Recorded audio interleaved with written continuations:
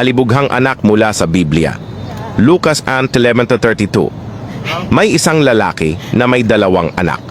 Sinabi ng bunso, "Ama, ibigay na po ninyo ang mana na nauukol sa akin." Kaya hinati ng ama ang kanyang ari-arian. Pagkalipas ng ilang araw, nilustay ng bunsong anak ang lahat ng kanyang kayamanan sa isang malayong lugar sa walang kabuluhang pamumuhay.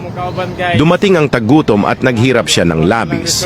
Nagtatrabaho siya bilang tagapagpakain ng mga baboy at halos kainin na ang pagkain ng mga ito. Sa wakas, naisip niya, kahit ang mga alipin ng aking ama ay mas maganda pa ang kalagayan kaysa sa akin. Babalik ako sa kanya at sasabihin, "Ama, nagkasala po ako laban sa Diyos at sa inyo. Gawin na lang ninyo akong isa sa inyong mga alipin."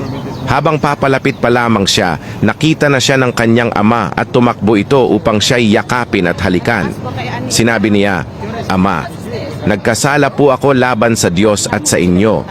Ngunit sinabi ng ama sa kanyang mga alipin, "Maghanda kayo ng pinakamainam na damit, magpatay ng pinatabang guya at magdiwang tayo, sapagkat ang anak kong ito ay nawala at natagpuan, namatay at muling nabuhay."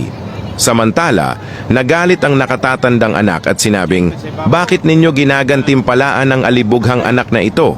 Ngunit sinabi ng ama, "Anak, lagi kang kasama ko at ang akin ay iyo. Ngunit kailangan nating magdiwang dahil ang kapatid mo ay nawala at natagpuan muli."